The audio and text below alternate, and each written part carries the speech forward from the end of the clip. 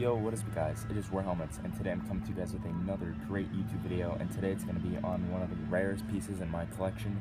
This is a complete, well, it's not complete because it doesn't have the pants, but it's an original Paramarine combat utility jacket that was worn basically by the paratroopers, the Marine paratroopers from late 1942 and 43 up until when they were disbanded in February of 1944. So right here is just the utility jacket. This would have been worn underneath the jump smock, which I believe would have been the camouflage second pattern.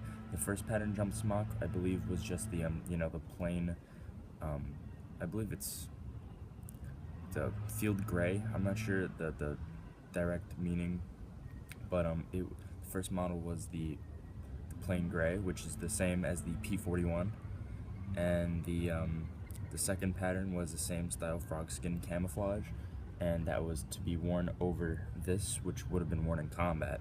So right here I have, you should be able to see my dog right there in the corner, but right here is the Paramarine utility jacket. Right now I'll be showing you guys the green side / jungle side out, and my dog is pooping in the back.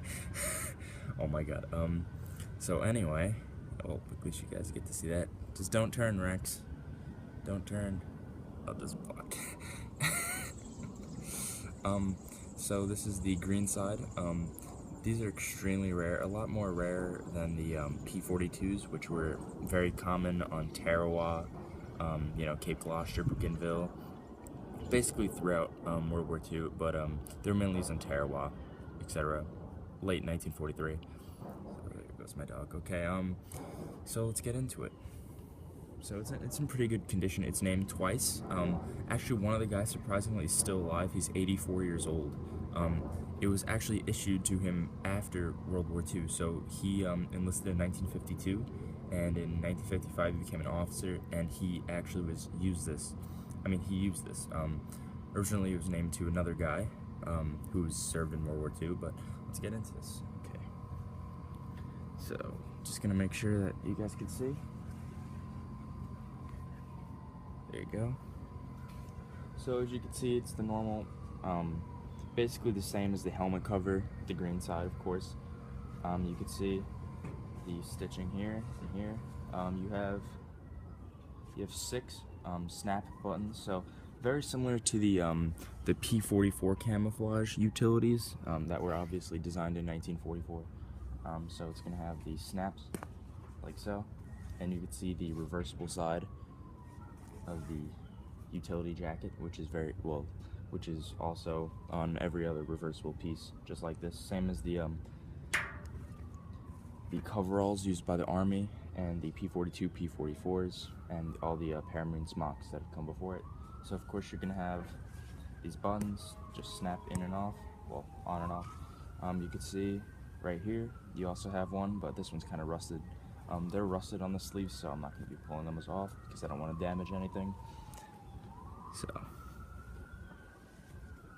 let's just keep unbuttoning them. You'll typically find them just like this, where it's kind of like, originally it would have been like a glossy black, but now it's just more of a worn out kind of rusted style. The P41 HBTs, which are the main issue for most Marines, would have just been the normal buttons with the United States Marine Corps. I'll be posting a video on one of those soon. And you can see the top button, which wouldn't have been worn commonly like that. It probably would have just been worn up until here. So you can see the reverse side, on the inside like that. And you can see the big difference between this one and a P42 is that the P42 is basically the same as the P41, except the P42 obviously is camouflaged. They have the 2 pockets here and here on the P41 and 42s, as well as the breast pocket, which is right here with the United States Marine Corps stamping, which this one does not have, which is very, very nice, very, very odd. Commonly, obviously not seen a lot. These instead have 2, I'd call them breast pouches, chest pouches. You can put basically anything inside of them, so they still have the same style of snap. So go right here, snap it off like that. The stitching on these is very, you know, it's alright, I guess. It's still got the pockets and everything. And it's reversible, of course. So I have an M1 Grand clip right here. This one's been used already, so you just stick it in. I mean, obviously you don't have to put clips inside. You could put paperwork, you know, maps. You could put, if they're using M1 carbines, you could put like, you could probably fit about 5 M1 carbine magazines in here. Probably the same with the clips as well. Really, you could put a cleaning kit. So let's take it out. There it is again. And we just snap it to place. Same as this one. Now I'll show you guys the other side, which is the back. You can see the green camouflage once again, and you can see some rusting right over here, some stains. They're not, I don't believe they're blood. Hopefully they're not. So you guys can see the collar, of course. And yeah, guys. Next, I'm going to be showing you guys the reversible side, so the sand side, which was commonly used during the beach invasions, etc. So I'll be right into that right guys. So here is the sand side. I did a kind of new style. I edited it out so I could save a lot more time. So here is the sand side, which is basically the exact same thing. So let's show you guys the buttons. The buttons, since they are reversed, it's not going to have the, you know, the dome. It's instead going to be reversed, so it's still going to work the same exact way, except the dome is on the inside. So it's still going to snap in the same exact way. Nothing's really going to change with that, except for the color pattern and where the, you know, the pockets are. So I'll show you. This is the reverse side with the pockets, obviously on the outside, because the green side doesn't. It's meant to be worn on the green side typically, but you know, sometimes you'll see footage of them wearing the sand side out. So this is the clip all the way inside, and it goes right there. And you could probably fit a bunch more in there. Honestly, I wouldn't be surprised if you could fit about 6 or 7 in there if you really crammed them inside, but it would probably get really heavy. So and you know that Paramarines wanted to travel light, especially Marine Raiders also. These were typically issued out to Marine Raiders, but they were also issued to Raiders, normal infantrymen, men that were not typically on the front line, so artillerymen, mortarmen. So it still has the reverse snaps. Nothing changes, of course. You can see right here it also has the reversed again. I'm not going to be taking it out because I don't want to. This side is a lot less used than the other side, which is really nice. Now here is the key part. Let's see if we can show it off. So here's the Marine's name. This guy. His first name was Johnny Boncho. He was with the 1st Motor Transport Battalion, 1st Marine Division during World War II. He wasn't a Paramarine, so basically confirms that Paramarines weren't the only ones that were issued these. So it's very cool.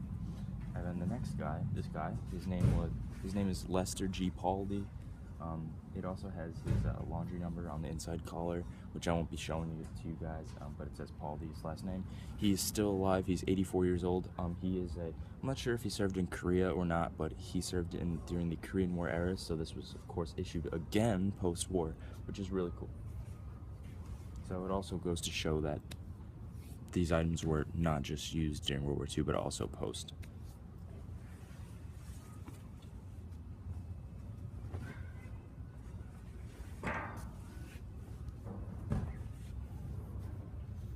So here's the smock again, and I have a cool piece to go with it, which is really nice. Here it is. So there you go. Typical combat uniform.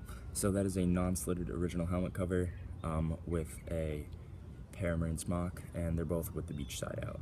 So you can see that the cover with the helmet and the shirt is basically the same exact thing. The helmet is a different shade of green than the other, than the shirt. But yeah, I basically wanted to show you guys. There's only one other video of a Paramarine utility jacket, and it's about 3 years old, I believe. So I just want to create this video to maybe show it to you guys in a better way, maybe outside in the light, because I know that video was done inside. So thanks guys for watching. I'll actually take it off the stand and I'll show it to you guys. Little up close shot. So you can see the button.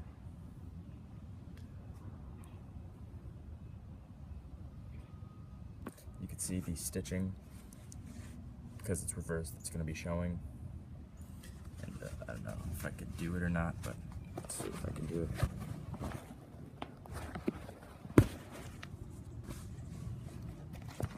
There it is.